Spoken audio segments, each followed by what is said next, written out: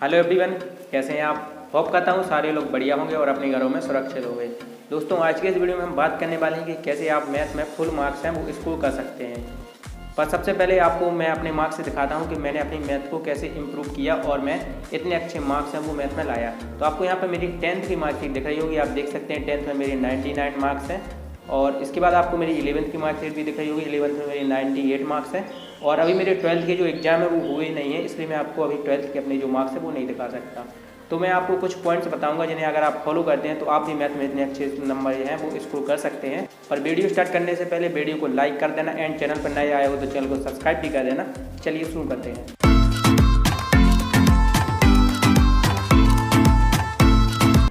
तो गाइज, मेरे मैथ में हमेशा से इतने अच्छे नंबर नहीं आते थे।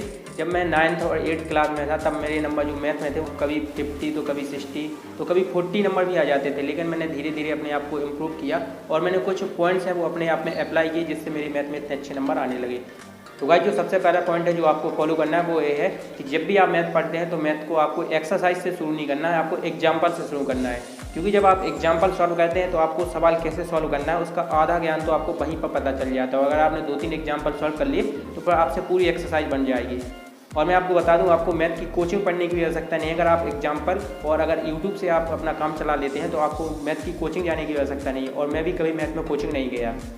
तो सबसे पहले आपको पढ़ना क्या है, सबसे पहले आपको एग्जाम्पल एक्सरसाइज का सॉल्व करना है और आपने अगर सारे एग्जाम्पल सॉल्व कर लिए फिर उसके बाद आपको एक्सरसाइज के जो क्वेश्चन है उनको सॉल्व करना है। ठीक है, तो अगर आप ये पॉइंट अपने आप में अप्लाई करेंगे तो आपके जो मैथ है कि क्वेश्चन है वो आप अपने मन से सॉल्व कर लेंगे, उसको आपको किसी टीचर से पूछना नहीं पड़ेगा। और एग्जाम्पल सॉल्व करने का एक फ़ायदा और रहता है कि जो मैथ के क्वेश्चन की थ्योरी रहती है। अब आप कहेंगे मैथ के क्वेश्चन में थ्योरी तो रहती नहीं है, लेकिन उस मैथ के क्वेश्चन में कुछ कॉन्सेप्ट तो रहता है। अगर वो कॉन्सेप्ट आप एग्जाम्पल से पकड़ लेंगे कि इसमें क्या कॉन्सेप्ट है तो फिर आपको एक्सरसाइज में ऐसा कोई क्वेश्चन नहीं होगा जो आपसे नहीं बनेगा। ठीक है, तो सबसे पहले आपको आदत डालनी है कि सबसे पहले एक्सरसाइज नहीं शुरू करनी है, सबसे पहले आपको एग्जाम्पल सॉल्व करना है। अब इसके बाद अगला काम आपको क्या करना है कि जब आपका पूरा चैप्टर खत्म हो जाए तो उसके बाद जो उस चैप्टर के फॉर्मूला थे या जो उस चैप्टर के इंपॉर्टेंट पॉइंट्स थे उसको आपको एक अलग कॉपी बना लेनी है, जिसे आप अपनी फॉर्मूला शीट भी नाम दे सकते हैं। उसमें आपको सब वो फॉर्मूला लिख लेने हैं और जो इंपॉर्टेंट पॉइंट थे वो भी उनको आपको लिख लेना है। तो उससे क्या होता है कि जो आपके एग्जाम्पल में ऑब्जेक्टिव टाइप क्वेश्चन आते हैं वो आपके एक भी नहीं छूटते, वो आपसे सारे क्वेश्चन बन जाते हैं। तो अगर आप फॉर्मूला आपको अच्छे से याद होंगे और जो उसके मेन टाइम है, मेन पॉइंट्स है वो आपको याद होंगे तो आपका जो ऑब्जेक्टिव वाला मैथ का पोर्शन रहता है वो पूरा कवर हो जाएगा, एक भी आपका जो क्वेश्चन है वो नहीं छूटेगा। मैथ में एक और इम्पोर्टेंट चीज़ होती है, वो होती है आपकी टेस्ट सीरीज। आप जितने ज़्यादा टेस्ट सॉल्व करेंगे, सैम्पल पेपर सॉल्व करेंगे, आपके उतने ही अच्छे नंबर हैं वो मैथ में आएंगे। तो आपको कोशिश करना है कि आप ज़्यादा से ज़्यादा मैथ के जो सैम्पल पेपर हैं, टेस्ट पेपर हैं, उनको आप सॉल्व करें।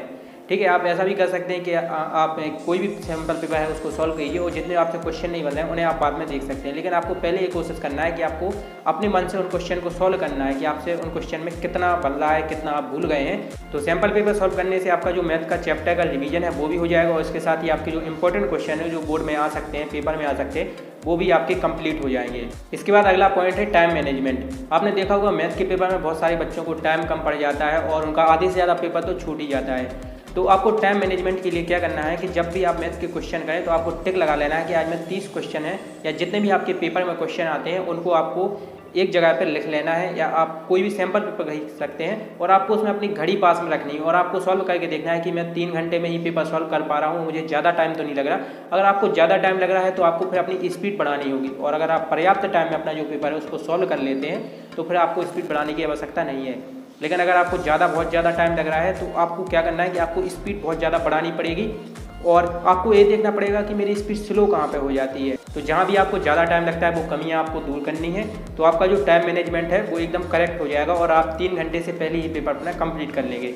अब इसके बाद बात करेंगे जब आप बोर्ड का पेपर देने जाते हैं, आपका कोई भी एग्जाम हो, उसको कैसे सॉल्व किया जाए कि उसमें आपको टाइम भी कम ना पड़े और आपका पेपर आसानी से है वो सॉल्व भी हो जाए। तो गाइस, मैं आपको उसके लिए सजेस्ट करूंगा कि आपका जो पेपर है उसको आप पीछे से सॉल्व कीजिए। क्योंकि आज क्या होता है कि जब हम शुरुआत में पहले हमें छोटे छोटे ईजी क्वेश्चन रहते हैं, हम उनको सॉल्व करने में अपनी पूरी एनर्जी वेस्ट कर देते हैं और जब बाद में टफ क्वेश्चन आते हैं तो हमारे अंदर एनर्जी नहीं रहती और फिर वो हम सीखते भी नहीं हैं। तो मैं आपको सजेस्ट करूंगा कि आप पीछे से अपना पेपर सॉल्व करें। तो पीछे से क्या होता है कि जब हम शुरुआत में पेपर देने जाते हैं तो हमारे पास हाई लेवल एनर्जी होता है और हम पीछे से जो बड़े क्वेश्चन है उनको हमने पहले ही अगर सॉल्व कर लिया तो अब जो छोटे छोटे क्वेश्चन है उनमें हमारी सिली मिस्टेक भी नहीं होगी और हमारा जो पेपर है वो भी टाइम लिमिट के अंदर समाप्त हो जाएगा।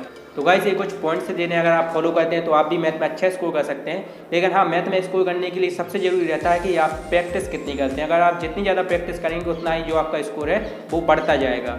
तो मैं आपको सजेस्ट करूँगा कि आप जितनी हो सके उतनी मैथ में प्रैक्टिस कीजिए, तभी आप कितने अच्छे नंबर आ सकते हैं। तो गाइस वीडियो कैसा लगा? अगर वीडियो पसंद आया हो तो लाइक कर देना, एंड साथ ही आप चैनल पर नए हो तो चैनल को सब्सक्राइब भी कर लेना। वीडियो देखने के लिए बहुत बहुत धन्यवाद।